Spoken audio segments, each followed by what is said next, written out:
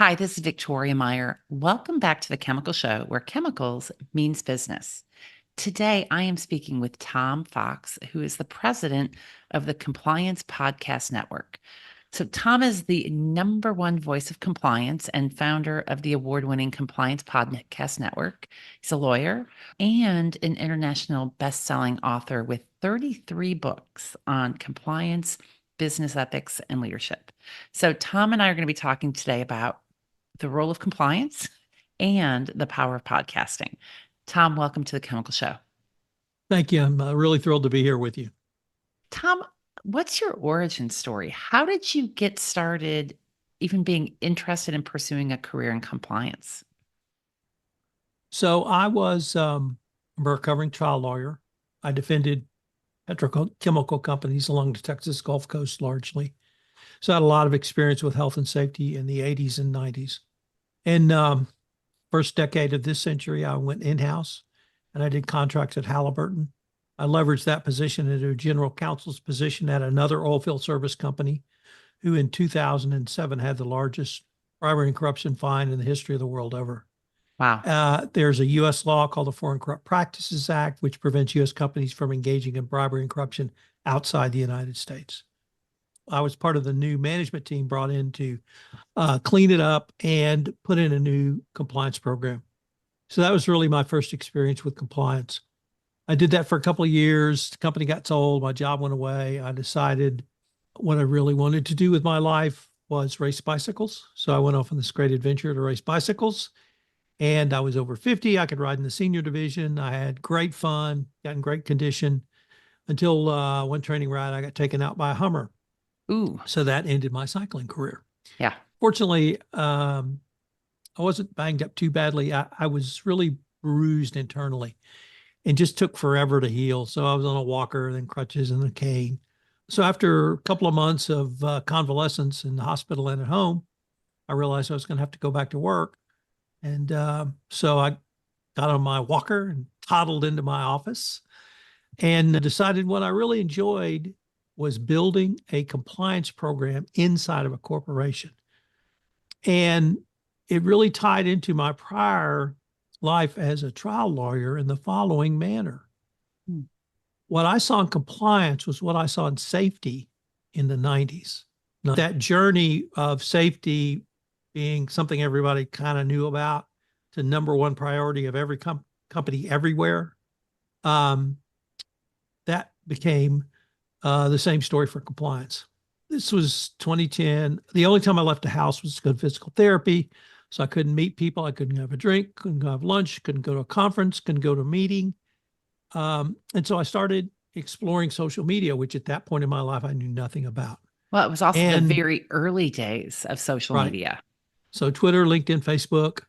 And in 6 months, I built a worldwide consulting practice literally out of my house and Well, way before work from home. So I've been working from home since 2010. that's pretty And that's amazing. how it started. Yeah, that's very cool. And then how did you get into podcasting? So as a lawyer, I'd always written a lot of articles. So blogging was sort of a natural extension and part of my social media marketing outreach. And then podcasting was a natural extension of blogging. And then in 2017, I got this bright idea. Well, let's form a network of compliance podcasters. So there's 3 trade organizations in my world. And so I went to each one of them and said, hey, let's form this consortium and we will be the one-stop shop for all information in the compliance format. It won't take away from what you're already doing. And I could get no interest. Yeah, I was going to say, So, would they buy in at that point? No. so I just said, bleep it, I'll do it myself. Yeah. So I did. And so in 2019, I decided I either had to fully commit or move it back to hobby status and start practicing law full time again. Yeah. For me, that meant compliance. And so I quit practicing law, bought all the cool toys, which you see. I built this huge network, and I mean huge network. And at the end of the year, I'd made about $10,000. And I thought, well, that was an interesting experiment because I have to go back to playing lawyer. Yeah. So I did in 2020 till they shut the country down on March 15th. And what happened was, starting May 15th, I literally got a call from every product provider in the compliance space with which had the same question, which was how long to get access to your network. Because even by then, I had the largest Yeah. social media presence in compliance. And prior to COVID, almost all marketing was done at trade shows, conferences, breakfast roundtables, or that sort of event. Yeah.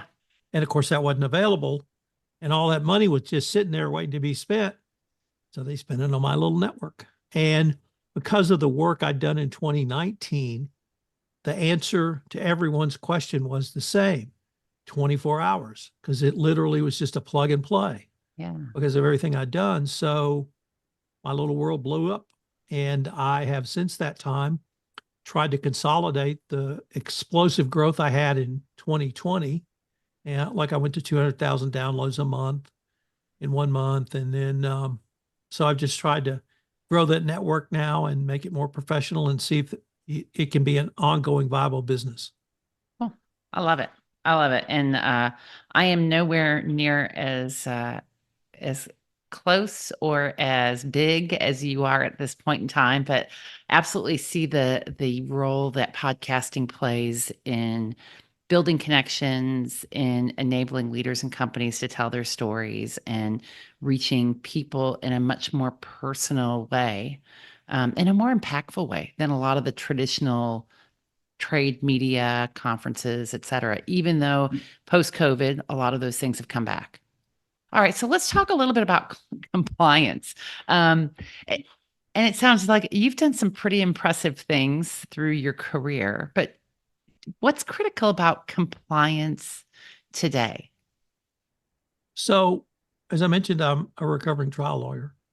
And in the late 80s and early 90s, there were three massive, and I mean massive, chemical plant explosions in Houston, Harris County, and the Gulf Coast, Yeah. or the Texas Gulf Coast. Huge loss of life, millions of dollars in damage, all leading up to the Exxon Valdez. Mm, And the Exxon really became the leader in safety because Exxon said, this will never happen to us again.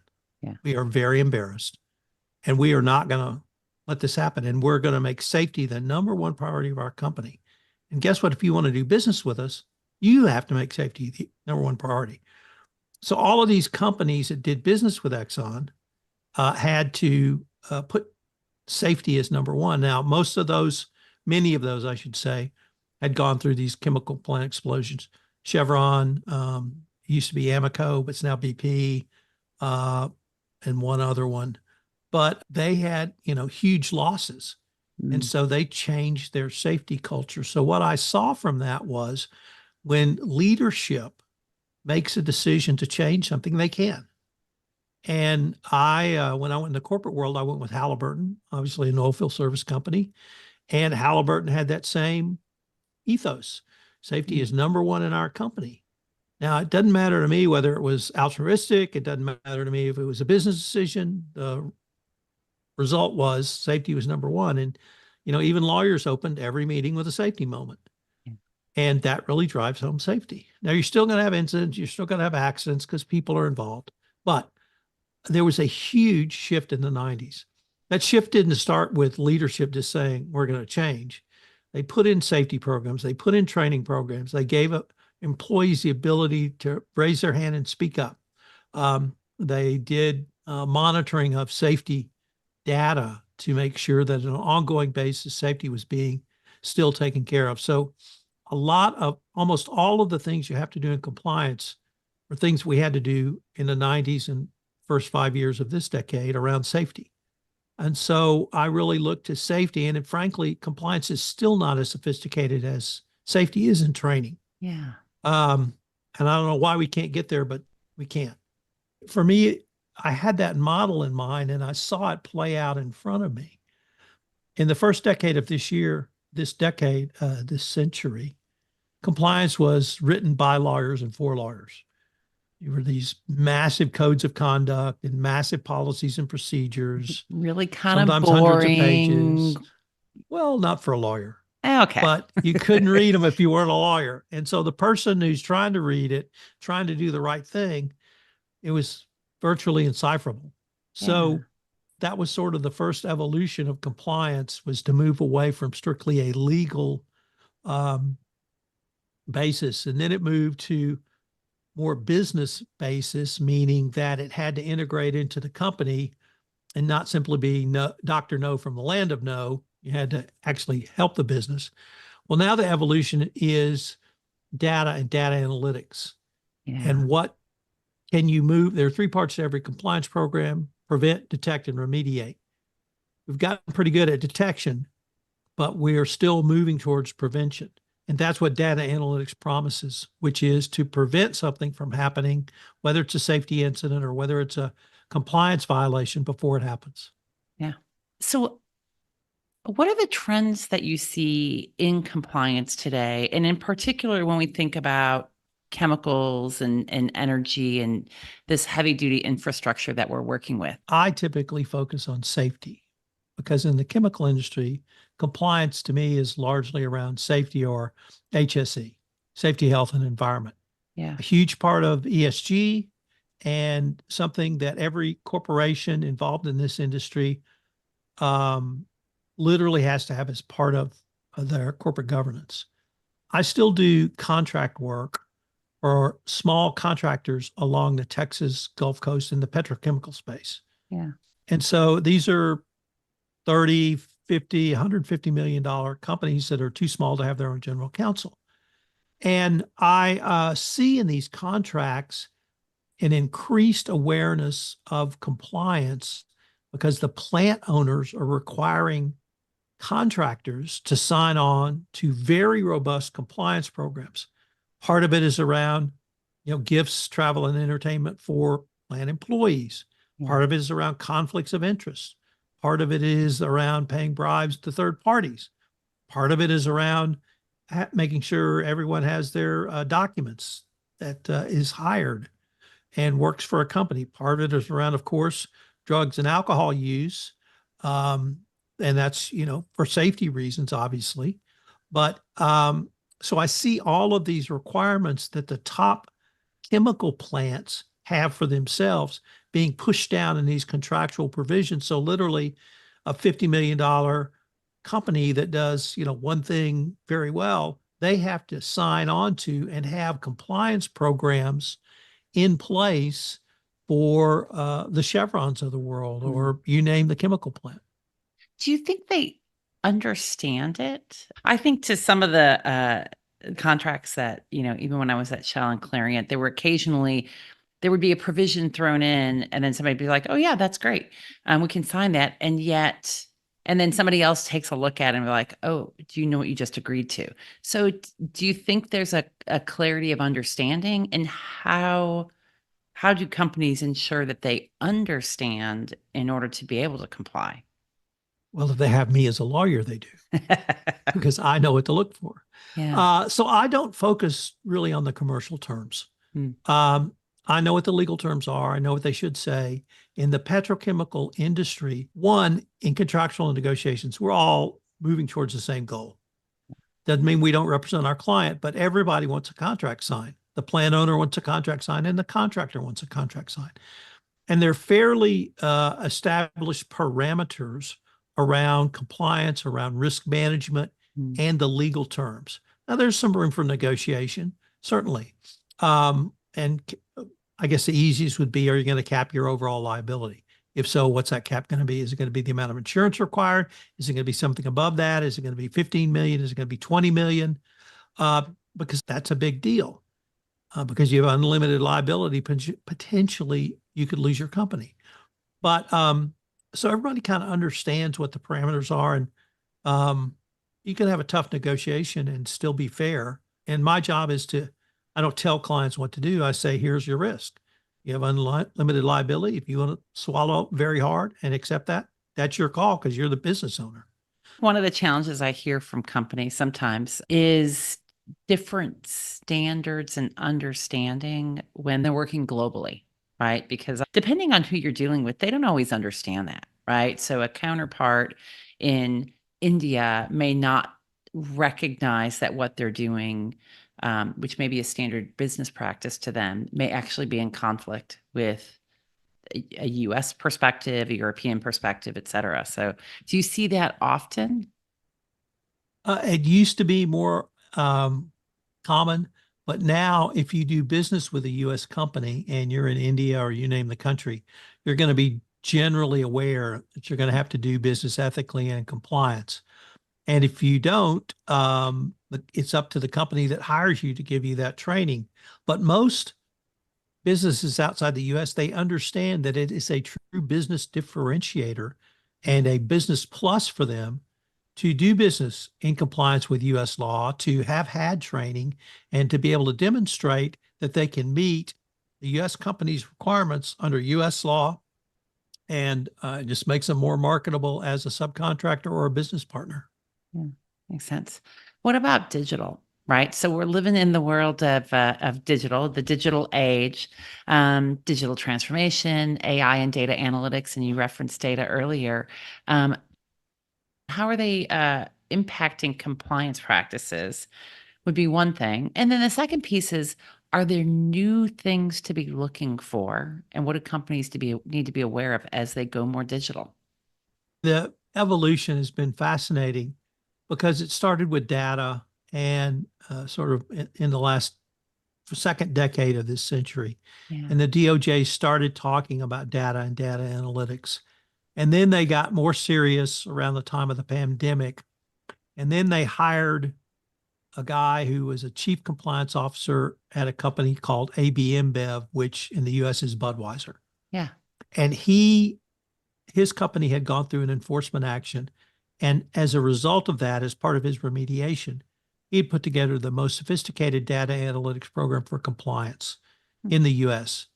And the DOJ hired him, and he brought that institutional knowledge to the Department of Justice. So, number one, the DOJ could tell if you had a really adequate data analytics program, but equally importantly, they could tell when you didn't. And so last week, we had a huge release of information from the DOJ on their expectations around compliance. And data was, once again, a very big part of it. But here was the twist. We've always known you had to have a data analytics program, but the DOJ focused on data access, which is different.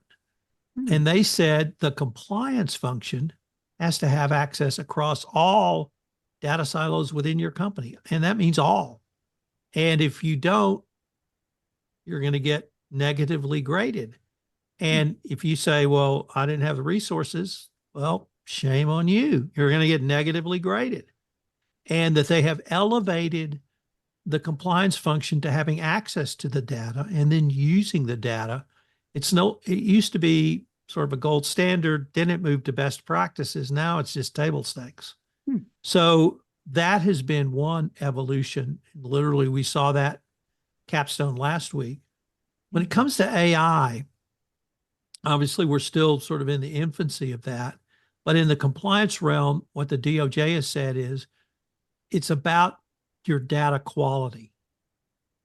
What's going into your AI? Are you using Chat GPT, which is everyone's data, or do you have a dedicated AI or generative AI rather for your company with your company's data? How do you determine data quality and data security? The issue I have with Chat GPT, and not really, I don't know if issue is the right word, but if I ask a compliance question and I get an answer, I know if it's right or wrong because I know the answer. The problem is if you don't know the answer and you ask a question, you don't know if you've been given the right answer. Yeah.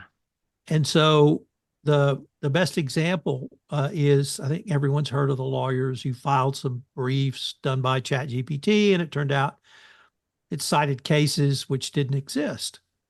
And everyone went, stupid lawyers. And yes, they were. But the greater point is you have to double check the information you're given. And it was that lawyer's responsibility to go site check those cases to see if, one, they existed, and two, they said what ChatGPT said they did for precedent purposes. So I have asked ChatGPT some pretty detailed questions about risk and risk management, and I've got some pretty good answers back. But I'm confident I know the answers.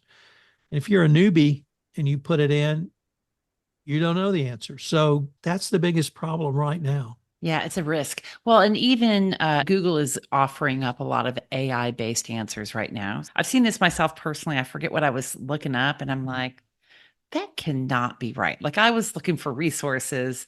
I was helping with one of my kids with a problem, a school related thing. And I was like, I don't think I believe this. Right. And so um, it's presenting information that may or may not be factual. In fact, one example as well that came up recently, business colleague was telling me that she had gone on in and searched on the Chemical Summit, which is the conference that I host that I started last year. This is year two, and she's like, "Well, it's interesting. It came up with an AI answer. Um, it attributed the conference to a completely different company as the founder of the company. I don't know what's working behind the scenes. To your point, if you don't have at least a glimmer of what the right answer is, you could be really led astray. So Go ahead. yeah, this happened to me. I was researching a bank fraud case from the 90s, and there were two defendants, two men. Yeah. One of the men was married to Linda Carter, who was the original Wonder Woman. Yeah. And I vividly remembered that, for all the boy reasons. But uh, so I was Googling or our chat GPT to tell me about the two defendants. And they said the defendant who was married to Linda Carter was married, actually, he was the son in law of the other defendant. Well, I knew that wasn't right. Huh. So I said, who is he married to? And it gave me the daughter of the co defendant. And I knew that wasn't right because it wasn't listed as Linda Carter. So the third query, I said, please describe the relationship between Linda Carter and this other woman, whoever it was. And it came back, we are sorry, we made a mistake. Robert Altman was married to Linda Carter, not so and so. So Yeah. number one, ChatGPT apologized. Two, it recognized it made a mistake. But if I had known that and was absolutely positive about that when I typed it in, I would have put the wrong information in whatever resource I was Yeah. creating. Well, and so this, I think, is one of those things that keeps people a little bit fearful. If I come back to compliance, you referenced the DOJ, and I think people's greatest fear around compliance, around anti-bribery, around all kinds of things, because you did not want to get called into a DOJ query, investigation, et cetera, et cetera. So my guess is people are a bit concerned, rightfully so, that one of the risks around AI, the risks around some of our digital solutions is there's a lot of imperfect information out there. And so sorting through that imperfect information is pretty challenging. Right. Now, I have found it very useful in terms of new ideas or give me different ways to think about things or put a transcript in and get a first draft of something. So it Yeah. can be useful if you have a general understanding of the subject matter. So, and I'm sure it's only going to get better. But right now, what the DOJ said for compliance is you have to have clear visibility into the data. The data has to be secure, Got and it. you have to know where the answer is coming from. And as a lawyer, if there's another example, I think it was Air Canada. They had a bot that customers could use on customer service questions, and the bot told some customer, "Do something this way, and you'll get a refund." And it turned out it wasn't true. Hmm. And so he sued Air Canada, and Air Canada said, "Well, it wasn't us; it was the bot." No. One thing I learned a long time ago: if it went out under your name, you're responsible. Now, you may have an indemnity right from somebody, but if you're in a chemical plant and there's an accident, they're going to come to you. So the same basic legal principles apply around AI. Once it Hmm. goes out under your name, it's yours. Yeah.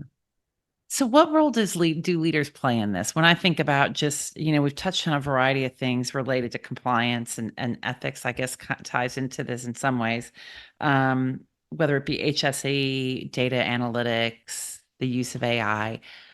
What role do company leaders play in fostering that culture of compliance and really instilling it?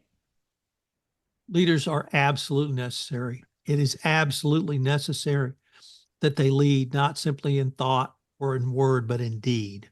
Mm. And they have to talk the talk and walk the walk. It does not work if your leaders do not lead by doing business ethically and compliance and demanding their company do business ethically and in compliance. So it's just like safety back in the 90s. When Exxon said we're going to change and they did, that came straight from the top. And that principle still holds true today. All right, Tom. So let's turn our talk to podcasting. So you have been on the air, I guess we could say, although you've been digital and on video and publishing podcasts for a decade, primarily about compliance.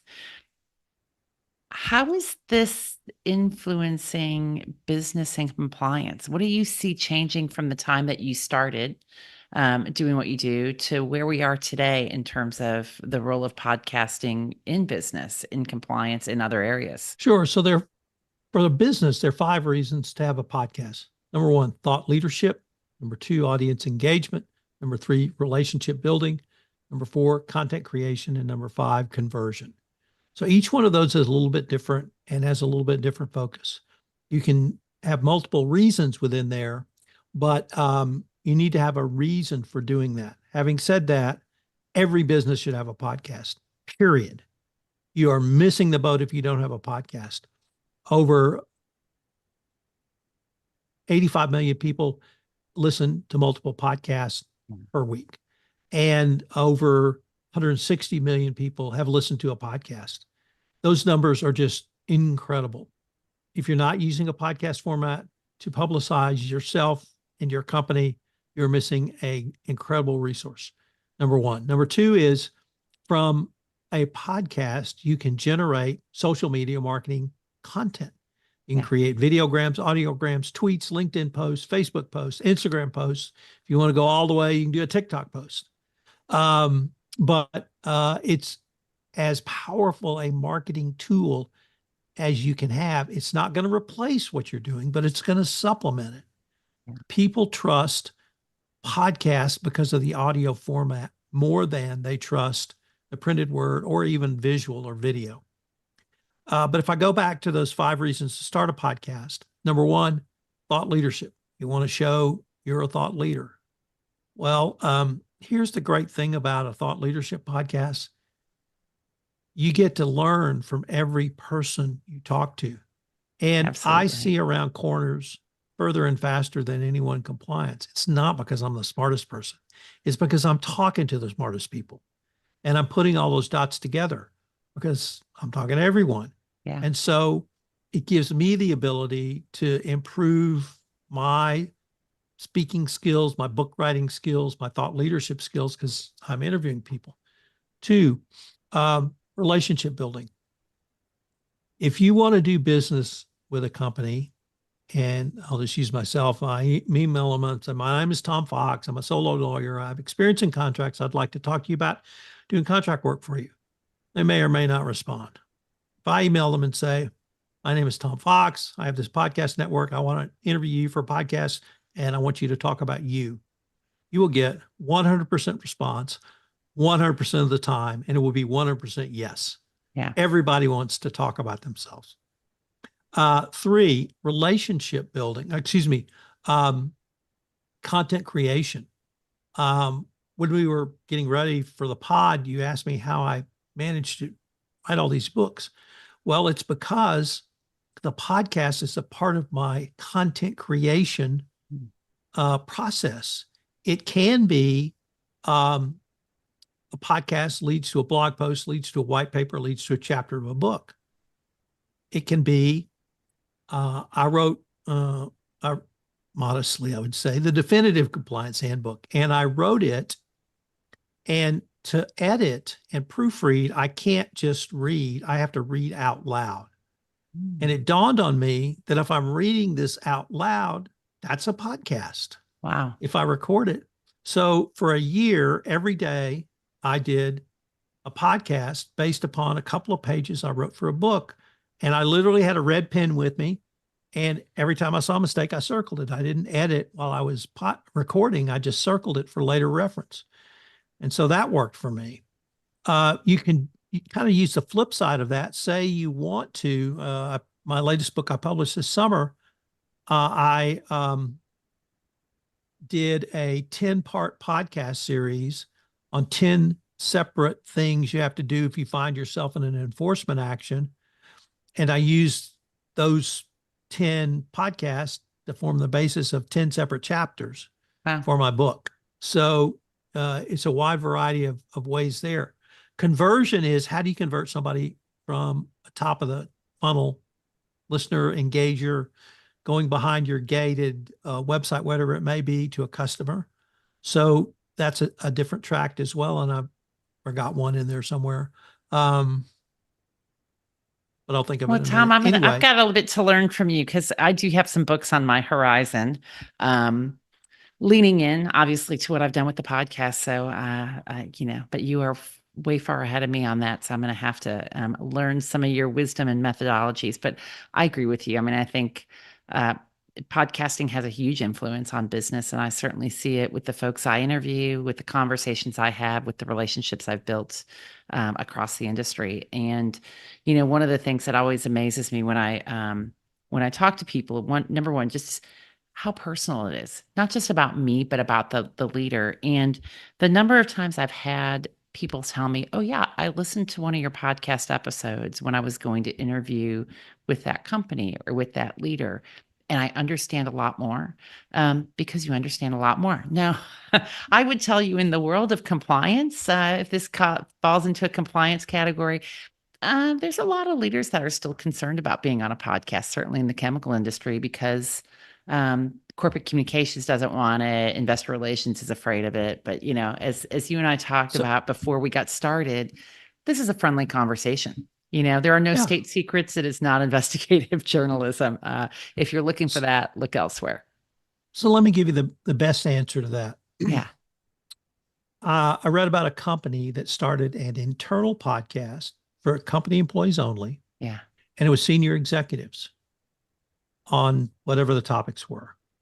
And it turned out that the podcast was hugely successful, and not for the reason they started it.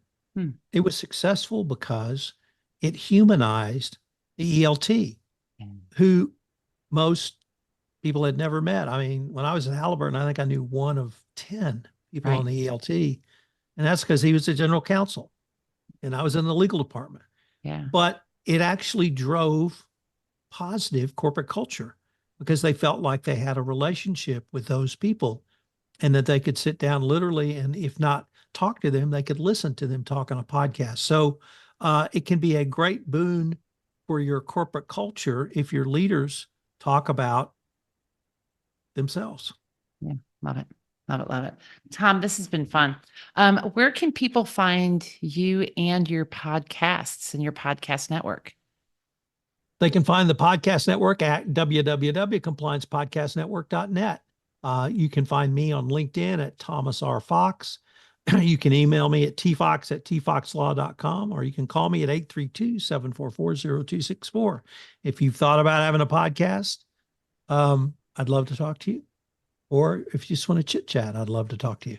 Awesome. Love it. Tom, thank you so much. And thank you everyone today for joining us. Keep listening, keep following, keep sharing, and we'll talk with you again soon.